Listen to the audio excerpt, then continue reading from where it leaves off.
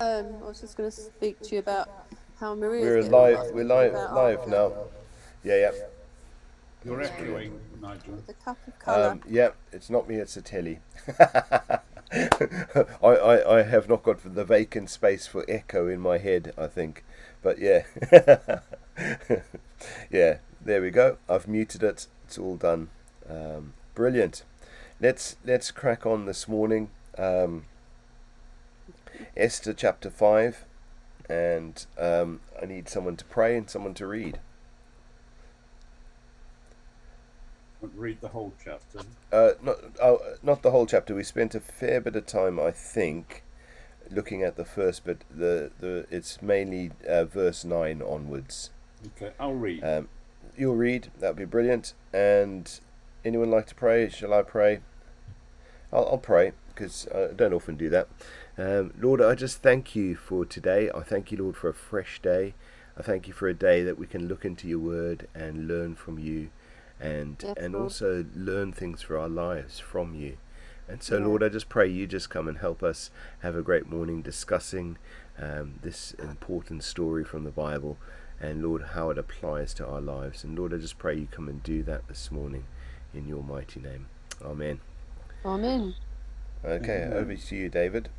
Okay, it's entitled Haman's Plot Against Mordecai and Mordecai.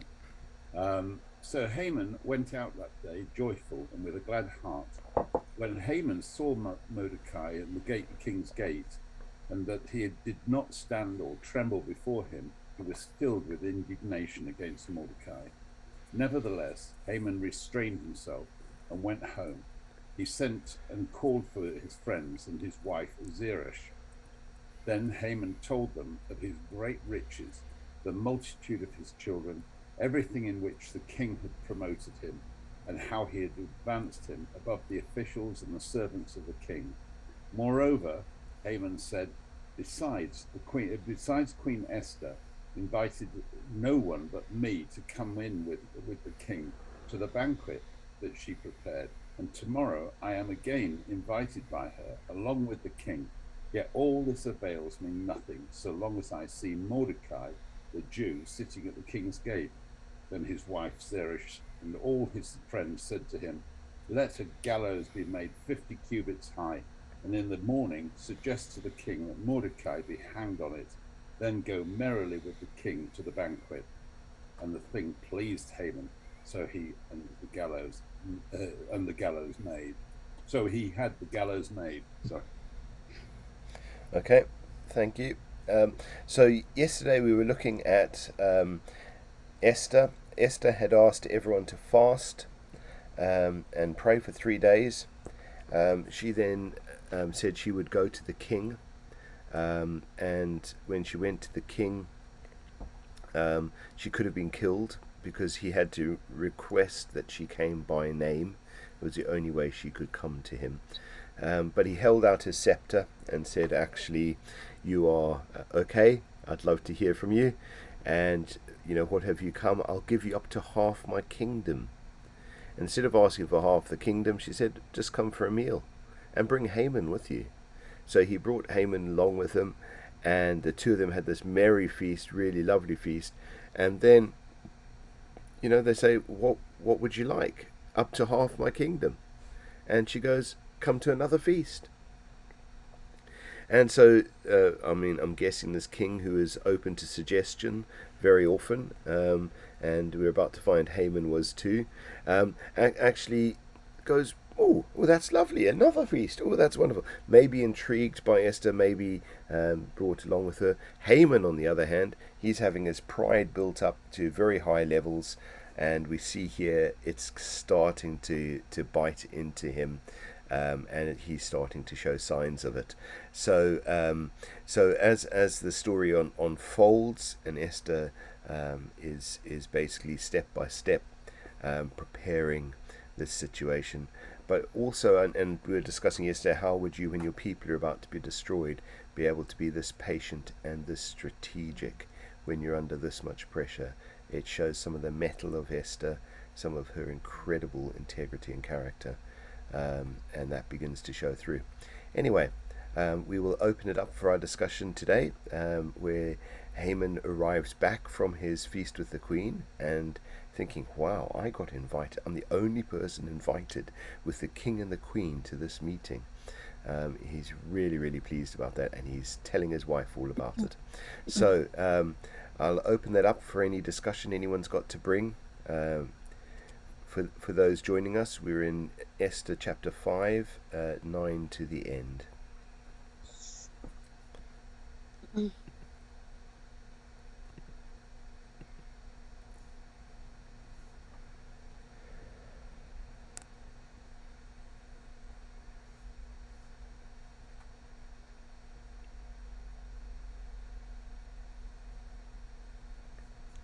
Looking for waving, excited hands. Jenny, you're first off the mark. Go for it. I was just thinking, Haman, obviously he was really bitter against the Jewish people by the sound of it, because he said it's more important that, he wanted the Jews killed than actually him being honoured at this time, isn't it? And it's just like, if you let bitterness get into you, it can do so much damage, and it just causes disruption. And obviously, as we said yesterday, probably it was something made back in generations that, his people probably clashed with the Israelites. And so he had this bitterness in him, and he couldn't let go of it and couldn't forgive. And it's a lesson to us as well.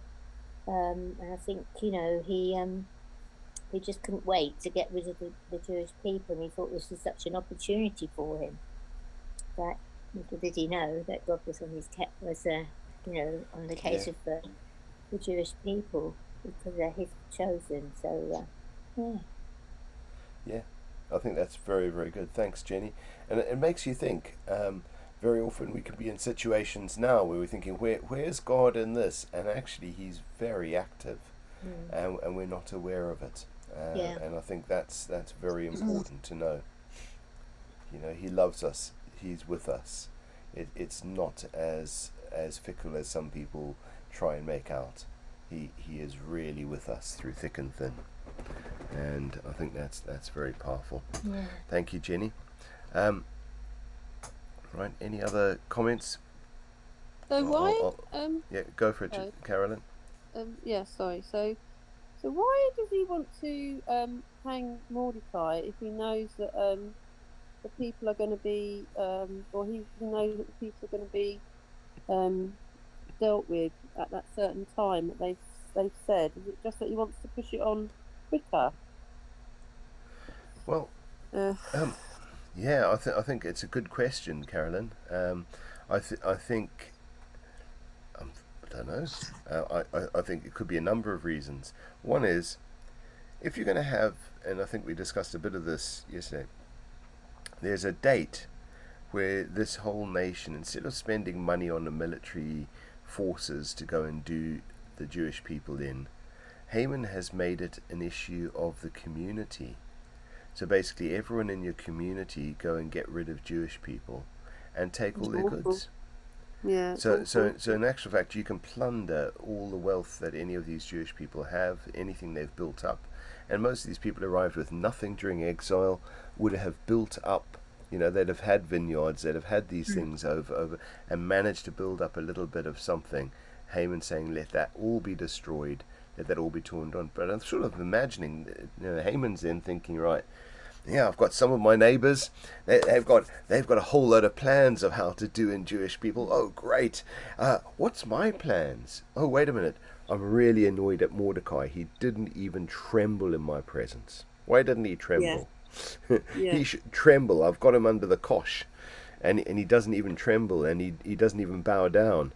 And this annoys Haman all the more. And so he decides, right, tell you what I'm going to do.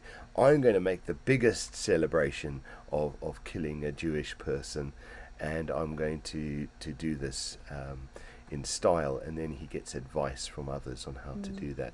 I imagine that kind of thing. I'm not sure that that's exactly right, but I think that's Haman's position, and it's evil to the nth degree. Yeah. I mean, it's just horrendous. Also, I think he sees him as a threat, because Mordecai was favoured because of Esther.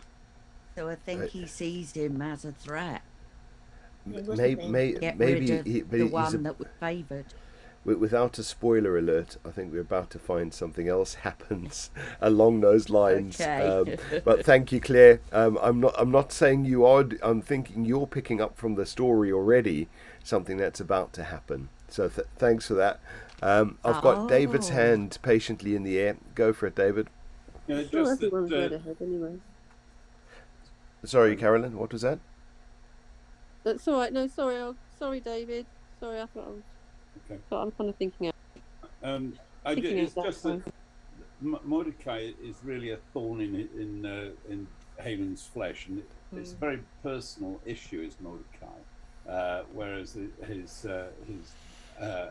action against the Jews is much more of a strategic thing. This is really a personal vendetta that he's got, and it is about pride, and it's a warning to us as well that pride actually is the source of illogical thinking, and you can make decisions. And Esther here, my experience of the Jews are that either they're very, very wily and clever, or they just go against their Lord and go the wrong way and reap the thing. But I mean, Esther here, she knows what's happening. She's obviously got a really good relationship with God, which gives her wisdom to act. And she is one of God's chosen people, and this actually gives her the wisdom to actually not to react emotionally, but to plan logically with her heart and her mind. Whereas Haman just seems to thinks that he's doing a good plan, but actually he's reacting to his emotions rather than to his sensibility. Yeah. So his emotions have got the better of him, and Esther's held her mettle. Yeah. Is that what you're saying, David? That's about right. Yeah, you say it so much better than I do. No. I just heard you say it and managed to rearrange it. Whereas you, if you hadn't brought it, wouldn't have ended up with that me seeing anything. So that's brilliant. So I think that's something there. So you're saying God's at work even in Esther's temperament. In the way into this and the metal she's holding. And I think it's amazing to see how God gives strength to people in very tough circumstances. I mean, these two could have had a real old ding-dong with each other, Esther and Haman, if both of them just reacted to their emotions. Whereas Esther is really sensitive to what is going on and carefully planning what she's going to do. And I'd like to believe that actually God's behind this and giving her the wisdom to do it. Yeah. Thanks, David. And God can give us wisdom when we're in tough circumstances. I think that's important, that we're walking. I mean, I had a dream last night, but it was all about walking with God, walking with Jesus. It sort of started off with expressing the fruits of the Spirit. And how do we express the fruit of the Spirit? We allow Christ to move through us, and it's allowing God to move through us through Christ, through the Holy Spirit, and choosing the Holy Spirit rather than the flesh. And here you've got Haman chooses to go by the flesh, which is satisfying his pride. And Esther is reacting, I'd suggest, more like with to what God is doing with her. The Holy Spirit can come upon people in the Old Testament, and I'm sure that he's giving her wisdom here. Yeah. The ESV says here, there was a gallows, especially for hanging Mordecai. Its enormous height, 75 feet, reflects Haman's towering rage. I think that's a really interesting phrase. That actually, in the midst of all of this, there's this actually raging anger. And I think what you're bringing there, David, is this sense that actually God can temper us in how we approach things, give us patience, the other fruit of the Spirit, like your dream, um, and actually we can approach things well. And so it's so important to be led by the Spirit. It's so important to walk things out, even when things hit us emotionally that really annoy the living daylights out of us. It's having the wherewithal to say, where are you in this, Lord? And what would you like me to do? That sounds like boring and calm, but actually it's the right thing to do. Sometimes we can react out of our emotions or our lack of honor, or someone who really almost spits in our face. What do we do? Do you know what I mean? I mean, the Bible, something happened to me the other day, and in the car park at Tesco's, and I reacted, and as soon as I'd reacted, I thought, gosh, where did that come from? Because it wasn't of the Spirit; it was a pure emotional reaction, and it was not me, and I had to really repent of it, and it sort of played on me for some time afterwards. If you're not careful, these things can actually come in and you react rather than through respond with the Lord. You react to your flesh, and it's easy to do. So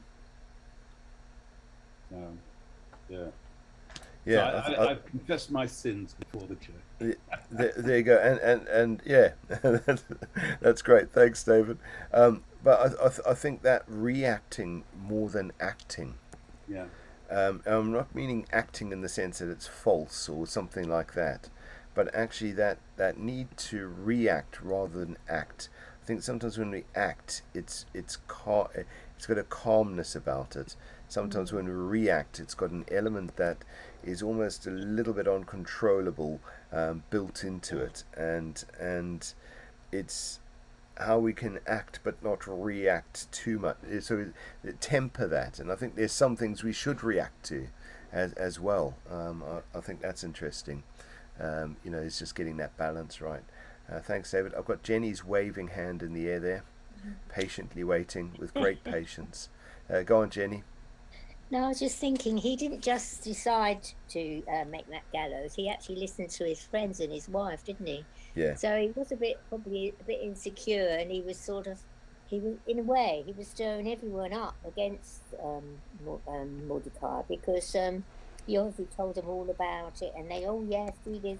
It's like, people can do that. They can stir other people up with something they're worried about or hurt about, and other people can get on the bandwagon and afterwards think, why did I do that? I didn't really think that, I think you can easily do that. Someone stirs somebody else up and gets them on their side and gets them to do things that they wouldn't really do, not in the naturally do, so he was quite clever, wasn't he? But he was also a bit insecure, I think. Yeah. He wanted the honour all the time, didn't he? He wanted to be looked at, and and sometimes that is insecurity, isn't it? Yeah. I think, Very much so. And if you think Haman's whole purpose is about influence and actually his honor, whereas Esther's taking her influence and using it for others at the risk of her own life. And I think that's totally, the contrast that plays out in this is huge. And I think the interesting thing is, I think the ESV notes say some of this, that actually, just as the king is under the influence of people all the time. You see the king's influence here, influence there, influence. He doesn't seem to have his own mind on things. He seems to, oh yeah, that's a good idea. Oh yeah, that's a good idea. He's kind of like, you find Haman's just the same. That actually in his hatred, oh, that's a good idea. I hate, so therefore, oh, that's a great idea of how to carry out my hatred. There's something there as well. That's a bit interesting. But the height of these gallows, 75 foot high, is a great height. And very hard to build, I would suggest. Yeah. It might take some time. But, Haman's thinking, well, great, let's build it. Let's get it built. But until he's worked out how to deal with Mordecai, he's not happy going to that second feast. It seems to be what's implied. Any comments Like from a midlife crisis. Men, I shouldn't say that, but men who buy like speedy cars when they're having a midlife crisis. Look at the size of my gallows.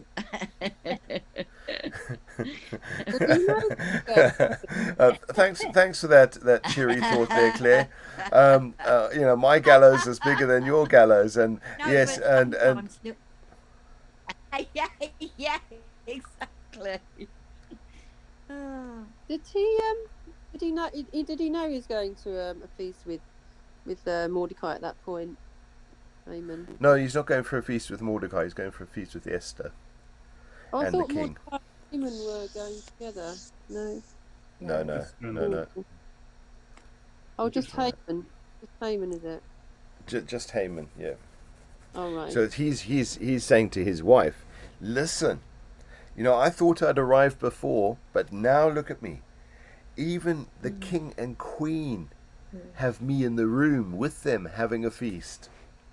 I'm like top notch. You're not going to get higher than this. Yeah.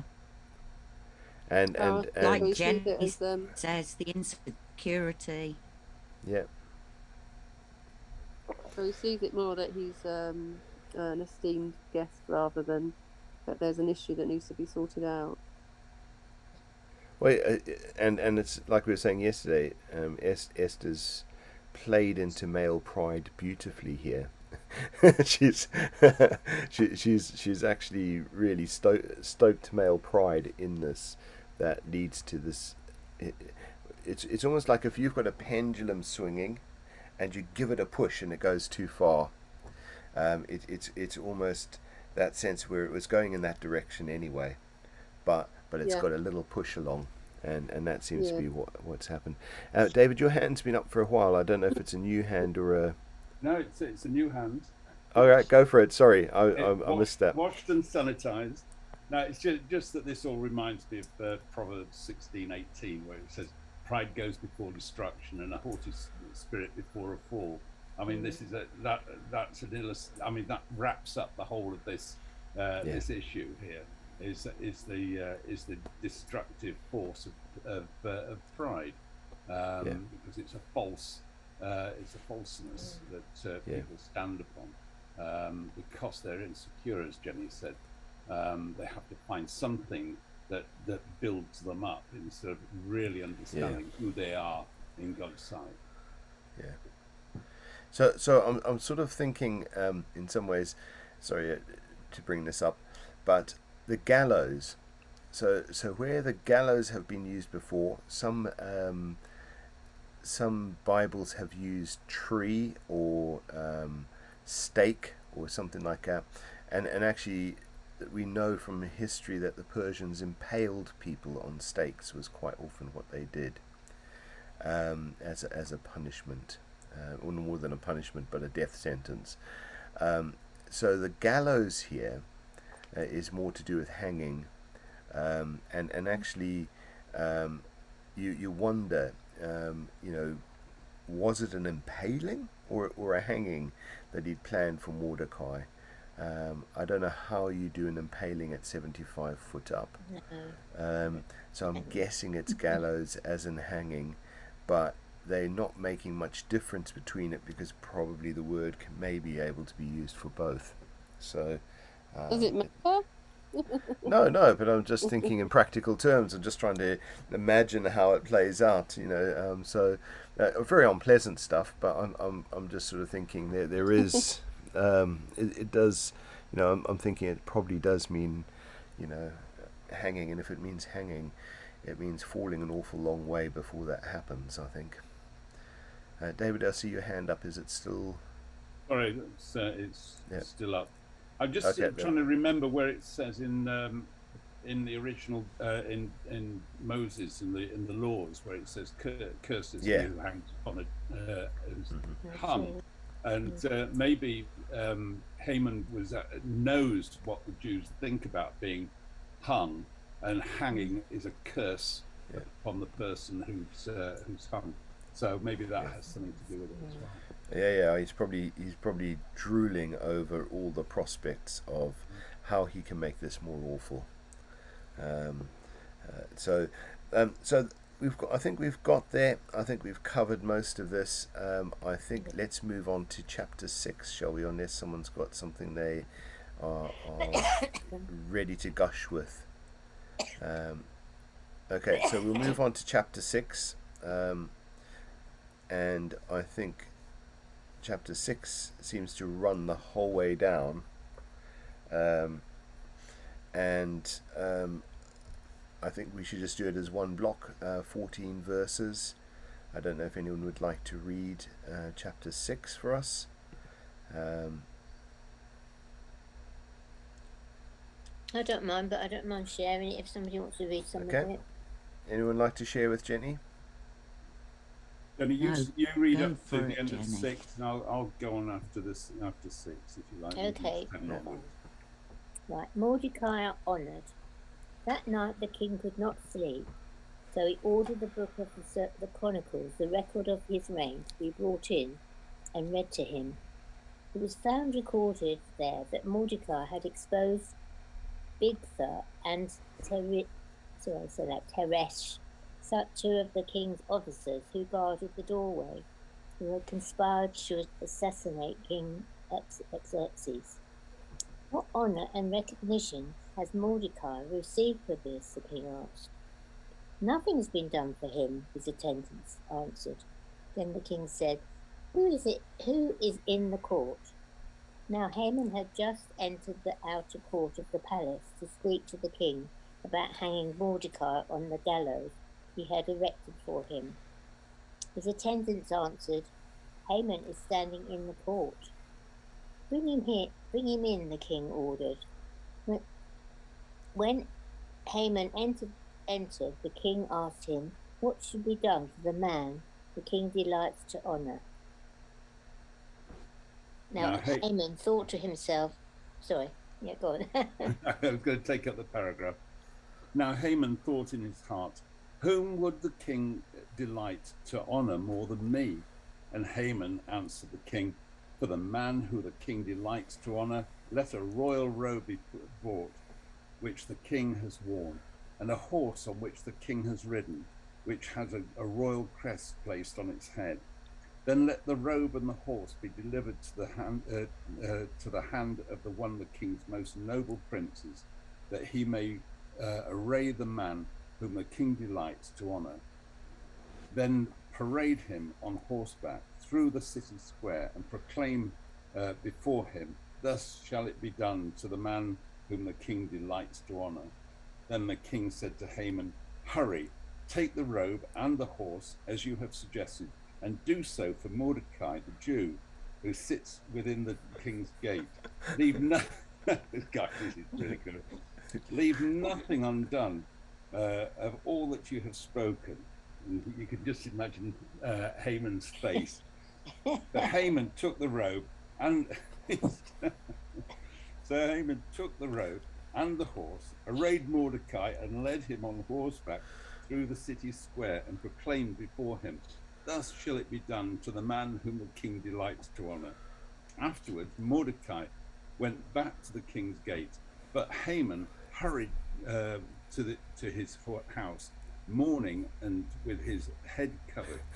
When Haman told his wife Zerah and all his friends everything that had happened to him, his wise men and his wife Zerah said to him, If Mordecai, before whom you have begun to fall, is of Jewish descent, you will not prevail against him, but will surely fall before him.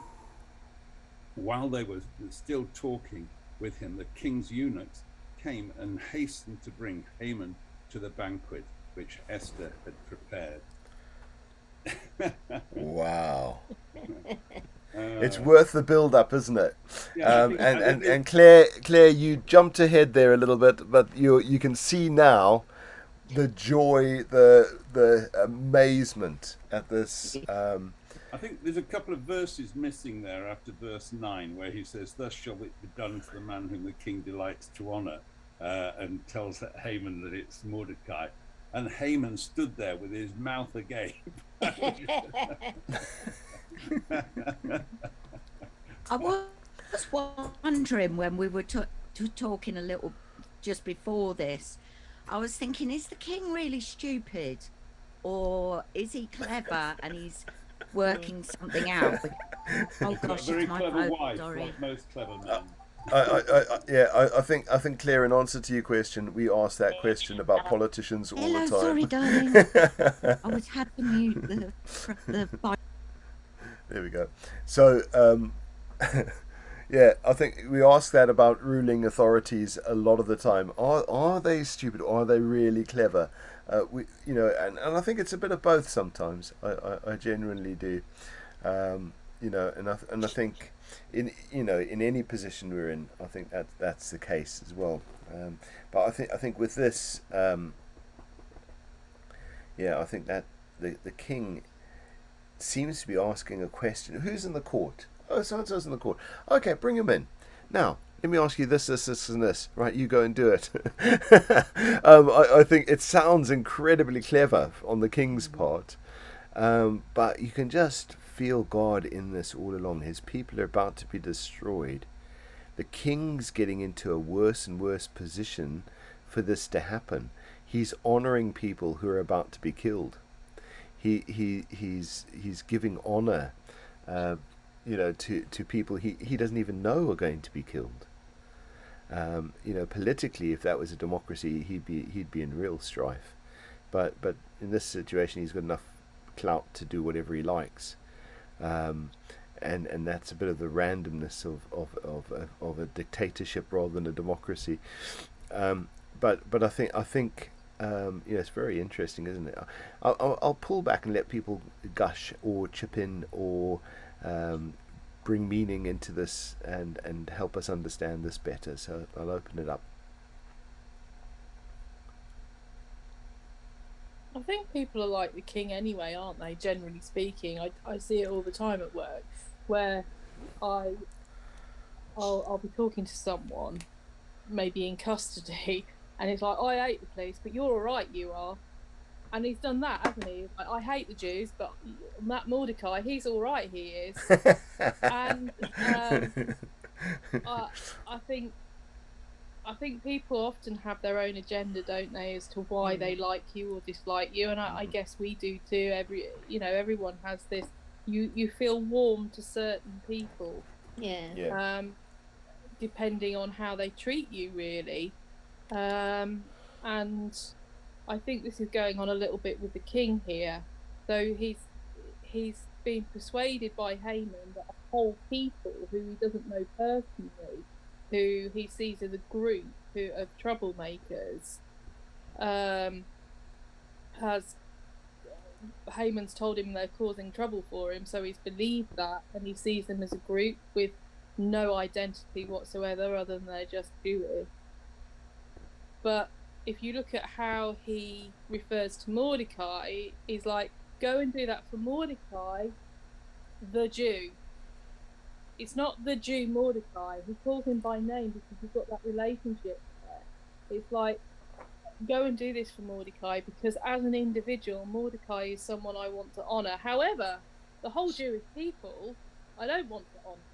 And you've got that thing going on there because he hasn't got that personal relationship with every other Jew in his kingdom. It's only Mordecai. Yeah. But can I just throw this in? With all these feasts, has everybody else been sitting there? I wonder how fat the king was.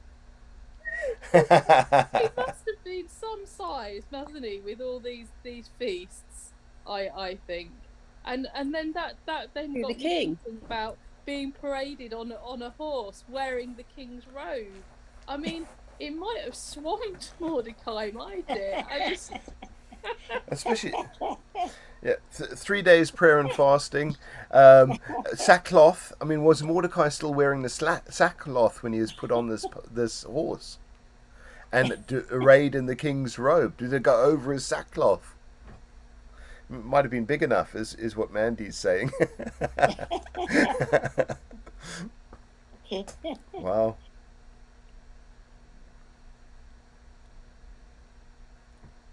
Yeah, go for it, Jenny. I thought it says here that the king could not sleep. So you think, well, maybe God gave him dreams or something, get conviction in the night because he couldn't sleep, and that's when he looked at the record. I mean, why would he do that? He must have had a dream about it, mustn't he? To look in the chronicles to see what had been written there. So obviously God was doing that. That was in God's plan, wasn't it? For him to do that, so he would, take these steps he's doing now. So yeah, it's quite interesting because God does speak through dreams a lot, and I think often we don't recognise it. And, sorry. Yeah, go on. Yeah, go on. Sorry, I wasn't sure when you'd finished there. That's fine. So I think you're absolutely right. Look at all the other kings that couldn't sleep at night. Pharaoh saw the cattle on the thing. Joseph interpreted his dream, helped him sleep at night. Then you've got other kings who couldn't sleep at night. You find the prophetic element very often helping the kings sleep at night. Here you've got an indication that Mordecai is like a Joseph in some ways. He helps the king sleep at night, but actually you think a king is, I think the reason for reading the book is I am so tired I can't sleep. Could you get me some of that boring court material that I deal with every day in my drunken haze? I'd like to actually listen to some of that, and that'll get me off to sleep because the drivel is so boring. Is that what he's saying? Could you read the dictionary to me or something? Could you, and in that he suddenly discovers, wow, I never honored this guy who saved my life, possibly. Oh, I better do something about that. So I think that's interesting. And the timing of Haman. He's coming in, rubbing his hands. You can almost picture it. Oh, I'm going to build the biggest gallows. Way! This is going to be party as we destroy people. And in the midst of that, I'm going to be honoured as well, again. It's just he doesn't see it coming. I've got David's hand, then Carolyn's hand. Go for it, David. Just the timing of this is immaculate, because if he'd have come the day earlier, the gallows wouldn't have been built. He's actually built the gallows. It says in verse 4. He says, "Who is in the court now?" Haman had just entered the court of the king's palace to suggest that the king hang Mordecai on the gallows that he had prepared for him. So he'd already built these gallows; they were ready for him, and so actually. They're ready actually for Haman to be hanged later on. Not wanting to spoil the future part of the story, but it's like everything comes as a coincidence, but everything is orchestrated. It's almost orchestrated that people enter at the right time to do these sorts of things. And if this had happened a day early, Haman might not have been there because he'd have been busy building the gallows. So he wouldn't have been in the court for the king to ask for advice. So it just happened. He built the gallows. He was in the court when the king wanted advice to deal with Mordecai. It's good. Yeah. Thanks, David. Timing's impeccable, isn't it? Carolyn. Yeah. I just think you think after Mordecai going through all of the sackcloth and ashes and everything, you'd think that the king would know that he was Jewish, wouldn't you? You would think that he still doesn't know, like you said, he still doesn't know that Esther is Jewish, does he yet? Until Esther tells him. But I haven't thought that bit, have I? So I'm just thinking because he made such a public show of it, you think that somehow the king would know about that by now, wouldn't you? Really?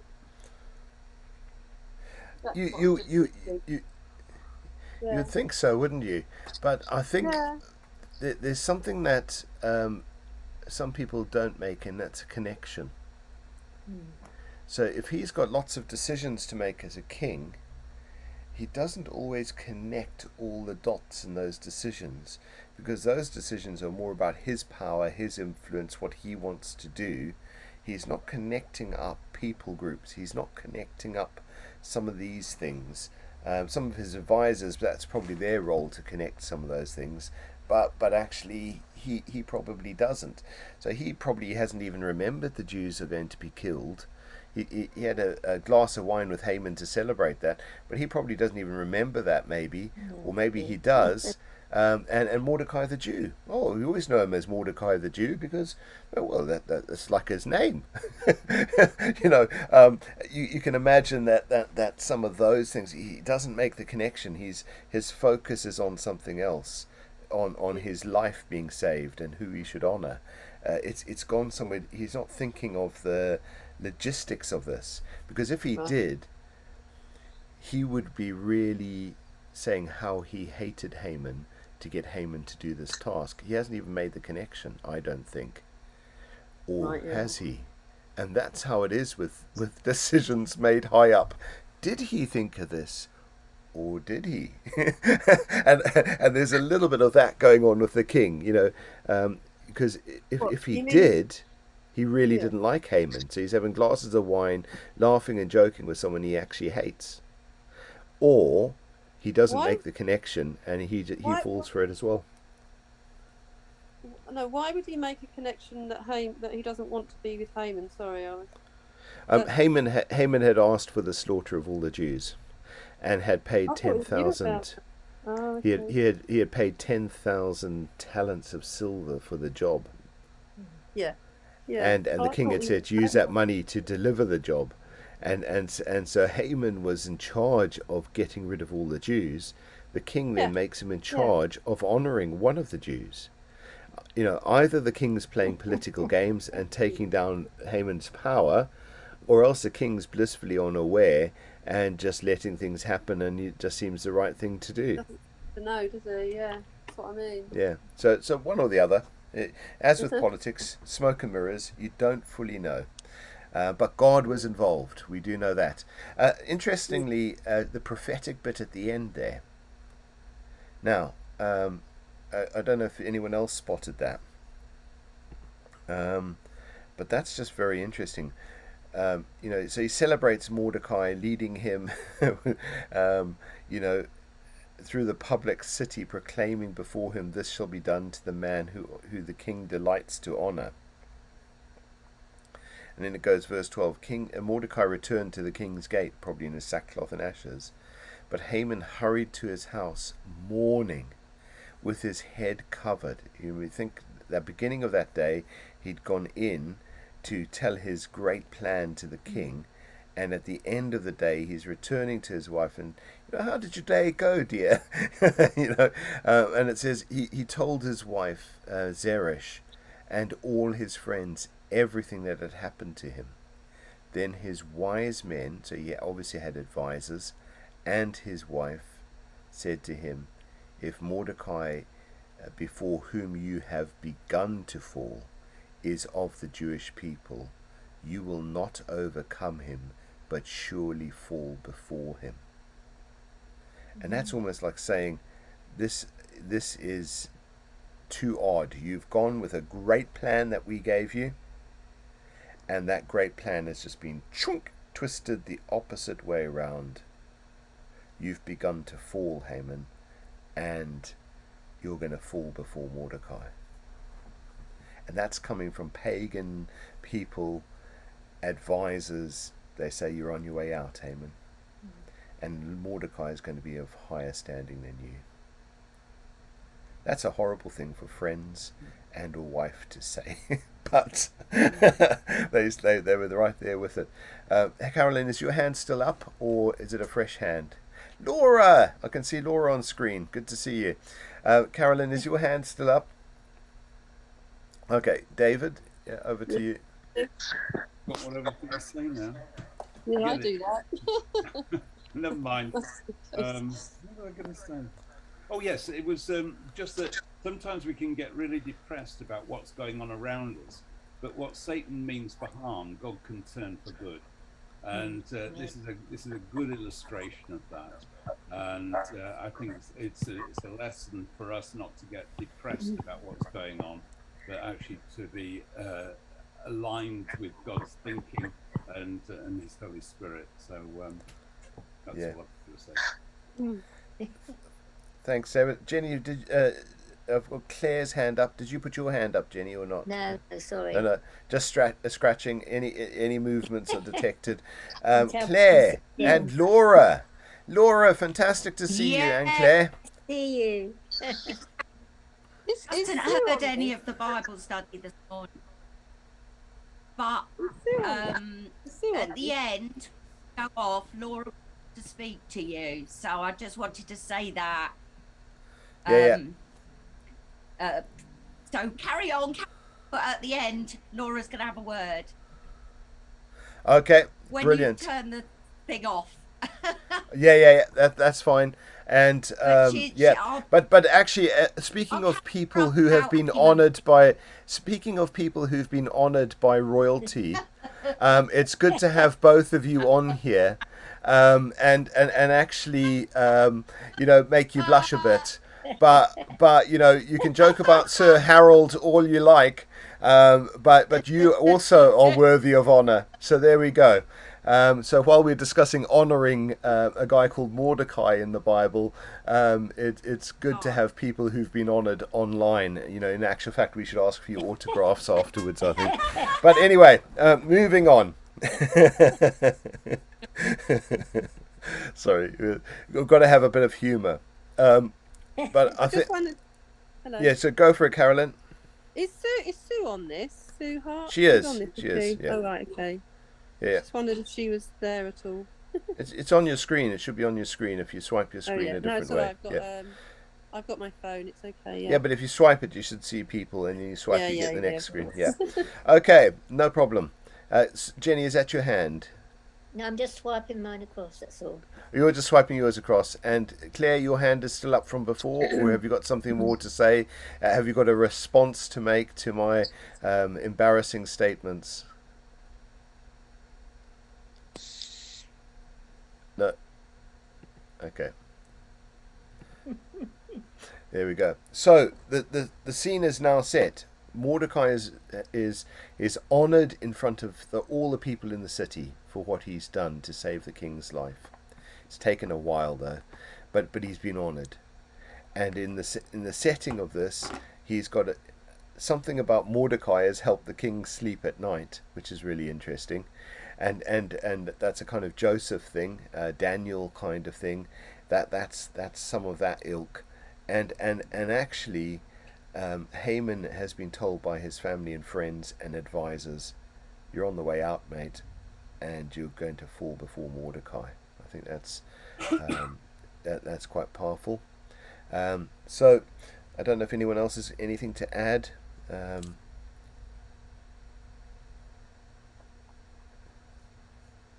Go for it, Jenny. I was thinking, he had sackcloth and ashes on, then he was clothed in this robe, and he was honoured, and in a way that's what God does to us, because we are like all our things we've done wrong are like filthy rags to God, it says in the Bible, doesn't it? Yeah. But then he forgives us, and then he puts on the robe of righteousness and makes us his child, which is amazing. So in a way it's like an analogy of that, isn't it? It is. Thanks, Jenny. And Mandy, is that a nail file being raised as a hand? Is it? Yeah. I wasn't trying to raise it actually. I was about with it, but I was about to put my hand up. Yeah, and a pen from David. Yeah, go on. No, it's mightier. Nail clippers. Oh, nail clippers are mightier than the sword. There we I'll go. go and get my toothbrush next. Yeah, Mandy.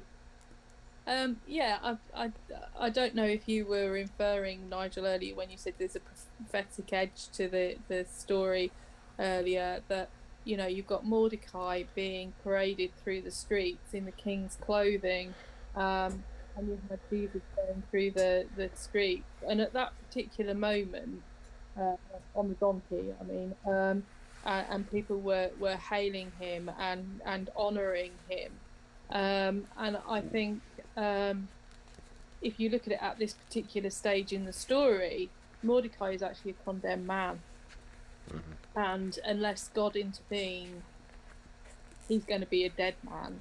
And I think there's Wow. kind of like a parallel there, that Jesus was paraded with honor to bring life and save his people, and Mordecai is paraded with honor, and there is a serious side to me saying, I wonder how rotund the king was with the robe, and how big the robe was, because if the robe was that much bigger than Mordecai was, he would be swamped in honor, wouldn't he? Absolutely swamped in honor.